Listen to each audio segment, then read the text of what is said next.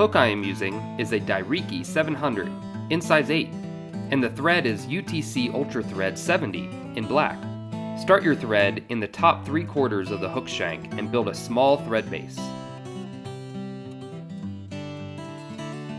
Now attach some hook wrapping material. In this case I am using UTC Sparkle Braid in red, and wrap down the bend of the hook and back up to the start of your thread base.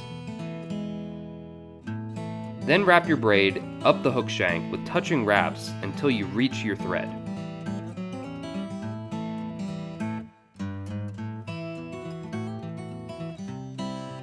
Then capture the braid and trim off the waist.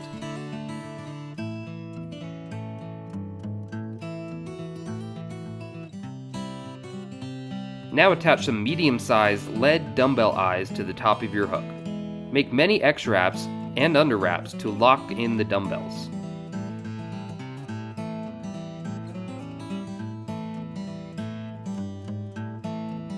To further ensure the wraps don't move, I like adding some of this bone-dry UV curing resin.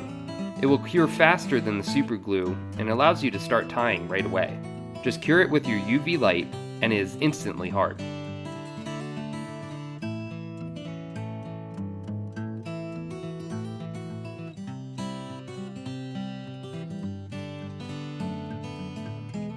Now, I take a small strip of black pine squirrel and pull back the fur at the tie-in spot. I like the tail to extend out about double the hook shank length. Then I tie it in on top and the side of the hook.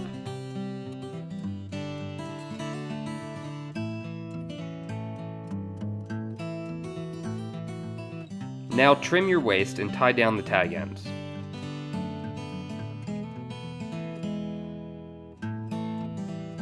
Then tie another strip the same length on the other side of the hook shank.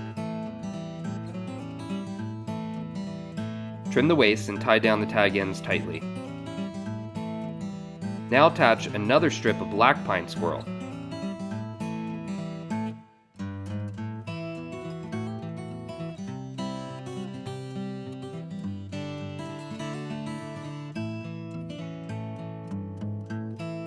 Then make one wrap around the hook with the pine squirrel to create a collar, and capture the strip with your thread.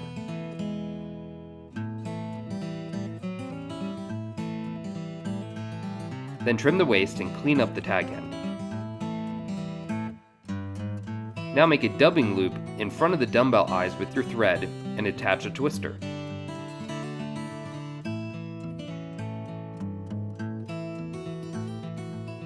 Then cut a small strip of black rabbit zonker. I use rabbit here because the fibers are a bit longer, which they need to be for this.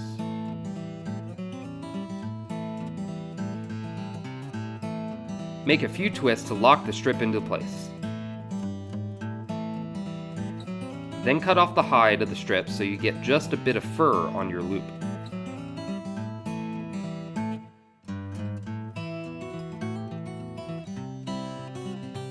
Make quite a few twists to create a dubbing brush. Then pick out the trap fibers with the bodkin or stiff brush. Then wet your fingers and stroke the fibers rearward.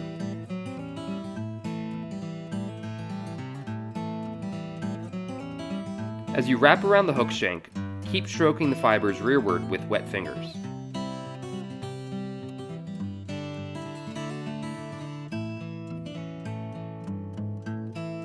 Then capture the loop with your thread and trim off the waist.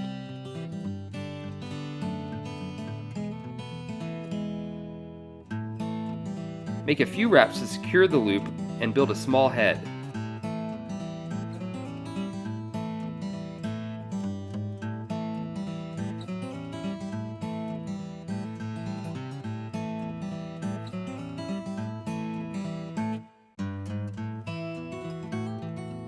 And then whip finish your fly.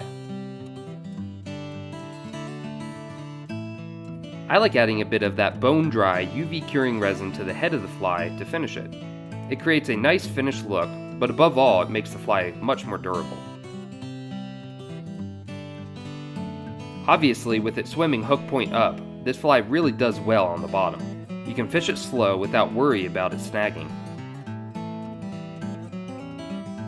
but you can also jig the fly through the water column and make a fast and steady retrieve as well. The double tail can mimic a crayfish, but this fly will also mimic a leech or even a baitfish as well. Hey, thanks for watching. If you like this sort of thing, please subscribe.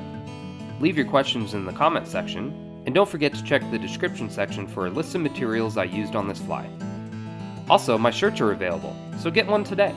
These are the best fishing shirts I've ever used, and they're a pretty decent price. Also, your purchase will help me keep this channel alive.